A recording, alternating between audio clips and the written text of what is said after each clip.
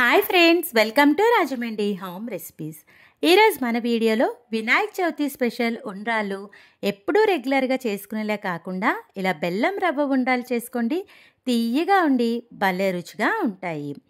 ఉండ్రాళ్ళు మామూలుగానే చాలా బాగుంటాయి.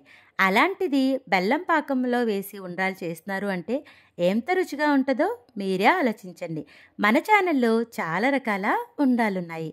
వంట రాని వాళ్ళు సైతం ఈజీగా ప్రెషర్ కుక్కర్లో ఉండ్రాలు చేసుకోవచ్చు. అంతే కదండి, హెల్దీగా గోధుమ రవ్వ ఉండ్రాలు కూడా కుక్కర్లో చేసుకోవచ్చు. దీంతోపాటు పిండి కుడుములు, స్టవ్ ఆన్ చేయకుండా ఈజీగా చేసుకునే పచ్చి కుడుములు, ఇలా వినాయక చవితి రెసిపీస్ చాలానే ఉన్నాయి. కింద డిస్క్రిప్షన్లో ప్లేలిస్ట్ లింక్ అయితే ఇస్తాను. ఇంట్రెస్ట్ ఉన్న వాళ్ళు చెక్ చేయండి. ఉండ్రాలు చేసుకోవడానికి బియ్యపు రవ్వని తీసుకోవాలి. బియ్యపు రవ్వ రెండు రకాలుగా ఉంటుంది. బాగా సన్నగా ఉండే బియ్యపు రవ్వ ఉంటుంది, కొంచెం లావుగా ఉండే బియ్యపు రవ్వ ఉంటుంది. రవ్వను బట్టి వాటర్ కొలతలు అనేవి మారుతాయి. నేనైతే ఇక్కడ ఒక గ్లాస్ నిండా సన్నగా ఉండే బియ్యపు రవ్వనైతే తీసుకుంటున్నా. ఏ గ్లాస్తో బియ్యపు రవ్వ తీసుకుంటారో అదే గ్లాస్ తోటి తురుము పెట్టుకున్న బెల్లాన్ని ఒక గ్లాస్ నిండా తీసుకోండి. ఇలా ఈక్వల్ క్వాంటిటీలో తీసుకున్నారు అంటే బెల్లం రవ్వ ఉండాలనేవి రుచిగా ఉంటాయి. కొబ్బరి ముక్కలను చిన్న ముక్కలుగా కట్ చేసి మిక్సీ జార్లో వేసి కొబ్బరి తురుముని రెడీ చేసుకోవాలి. కాస్త దలసరిగా ఉండే ప్యాన్లోకి 2 టేబుల్ స్పూన్స్ దాకా శనగపప్పు వేసుకోండి. ఉండ్రాల్లో శనగపప్పు వేయడం వల్ల తినేటప్పుడు పప్పు తగులుతూ చాలా బాగుంటుంది. మునిగేంత వరకు వాటర్ యాడ్ చేసుకుని శనగపప్పుని శుభ్రంగా ఒక 2 సార్లన్నా కడిగేసేయండి. చూస్తున్నారు కదా, ఇలా కడిగిన తర్వాత బాగా లావుగా ఉండే బియ్యపు రవ్వ తీసుకున్నారు అంటే 1 గ్లాస్ రవ్వకి 2 గ్లాసుల దాకా నీళ్లు పడతాయి. నేను తీసుకునేది సన్నగా ఉండే బియ్యపు రవ్వ కాబట్టి 1 గ్లాసు, అలానే 3/4 గ్లాస్ దాకా నీళ్ళని వేసుకుంటున్నాను. ఇలా రవ్వను బట్టి వాటర్ అనేది వేసుకోండి. లావుగా ఉండేదైతే 1 గ్లాస్కి 2 గ్లాసులు, అదే సన్నగా ఉండేదైతే కనుక ఇంకొక 1/4 గ్లాస్ దాకా నీళ్ళు తగ్గించుకుంటే సరిగిపోతుంది. శనగపప్పు పైన మూత పెట్టేసి ఒక 20 నిమిషాల పాటు నానబెట్టండి.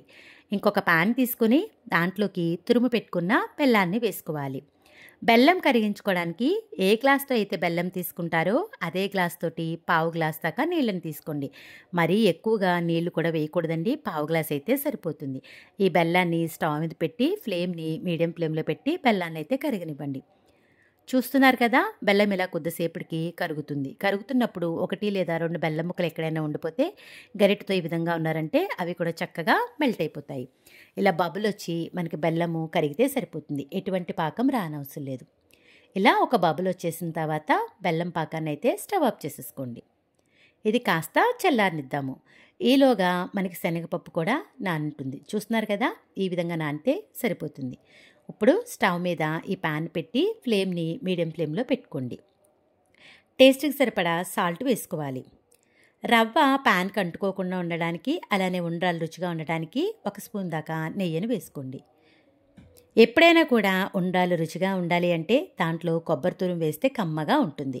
ఒక 1/4 గ్లాస్ దాకా కొబ్బరి తురుమును వేసుకోండి. కొబ్బరి తురుము వేసాక గరిటెతో ఒకసారి కలిపేసి మీడియం ఫ్లేమ్లో పెట్టి వాటర్ని బాయిల్ అవ్వనివ్వాలి. ఇలా బాయిల్ అయిన తర్వాత ఫ్లేమ్ని లో ఫ్లేమ్లో పెట్టుకుని పక్కన పెట్టుకున్న రవ్వని కలుపుతా వేసుకోండి. వేసేటప్పుడు ఉండలు లేకుండా కలుపుకోవాలి. ఇలా కంటిన్యూషన్గా 5 నిమిషాల పాటు లో ఫ్లేమ్లో కలుపుతా కుక్ చేసుకోండి. రవ్వ అంతా కూడా వాటర్లో బాగా కలిసిపోతుంది. చూస్తున్నారు కదా, ఈ విధంగా ఉడుకుతున్నప్పుడు మూత పెట్టేసి లో ఫ్లేమ్లో ఒక 10 నిమిషాల పాటు కుక్ చేసుకోవాలి. అవసరం అనుకుంటే మధ్య మధ్యలో మూత తీస్తూ గరిటెతో కలుపుతా కుక్ చేయండి.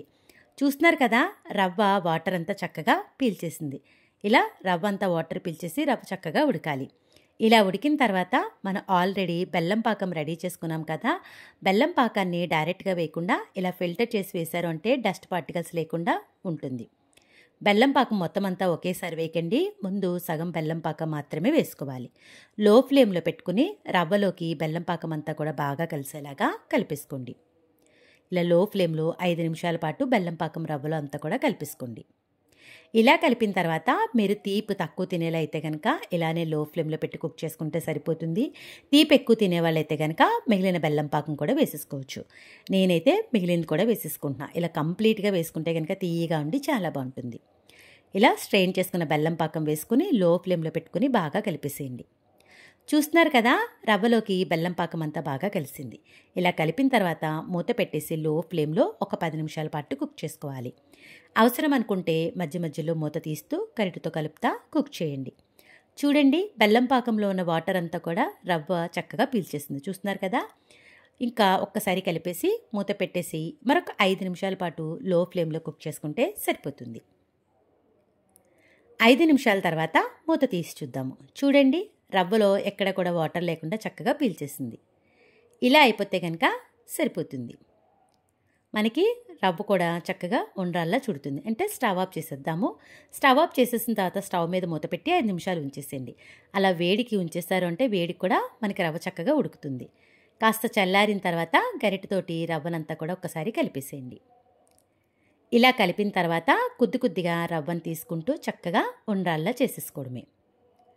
చూస్తున్నారు కదా, చేతికి నెయ్యి కూడా గ్రీస్ చేయనవసరం లేదండి. చాలా ఈజీగా ఉండ్రాలైతే వచ్చేస్తాయి. ఇలా చేసుకున్న ఉండ్రాలను ఒక ప్లేట్లోకి తీసుకోండి. ఇలానే కొద్దిగా రవ్వను తీసుకుంటూ రౌండ్ బాల్స్లో అయితే చేసుకోవాలి. చాలామంది ఉండ్రాలను ఆవిరి మీద ఉడికించకుండా డైరెక్ట్గా ఇలానే సర్వ్ చేసేస్తారండి. అలా కాకుండా ఈ ఉండ్రాలను ఆవిరి మీద ఉడికించుకున్నారు అంటే ఇవి మరి కాస్త రుచిగా అయితే ఉంటాయి. ఇలా మొత్తం ఉండ్రాలన్నీ తయారు చేసేసుకొని ఒక ప్లేట్లోకి తీసేసుకోండి. దీన్ని ఆవిరి మీద ఉడికించుకోవడానికి ఇలా స్టీమర్ తీసుకున్నా సరే, లేదు అనుకుంటే ఇడ్లీ పాత్రలో ఇడ్లీ ప్లేట్లో కూడా ఉడికించుకోవచ్చు. ఇడ్లీ ప్లేట్లో ఉడికించుకున్నట్లయితే కనుక ప్లేట్కి లైట్గా నెయ్యిని అప్లై చేసేసి ఉండ్రాలు పెట్టుకోండి. నేనైతే స్టీమర్లో కుక్ చేసుకుంటున్నా. వాటర్ పెట్టి వాటర్ హీట్ అయిన తర్వాత పైన స్టీమర్ పెట్టి మనం ఆల్రెడీ రెడీ చేసి పెట్టుకున్న ఉండ్రాలన్నీ కూడా ఒక్కొక్కటిగా పెట్టుకోవాలి. ఇలా మొత్తం అన్నీ పెట్టుకున్న తర్వాత మూత పెట్టేసి మీడియం ఫ్లేమ్లో ఒక 10 నిమిషాల పాటు కుక్ చేసుకోండి. చూడండి, 10 నిమిషాలకి చక్కగా ఉడికాయి. ఇలా ఉడికిన తర్వాత స్టవ్ ఆఫ్ చేసేసి దీనిపైన మూత తీసేసి ఒక 10 నిమిషాల పాటు ఉంచేసేయండి.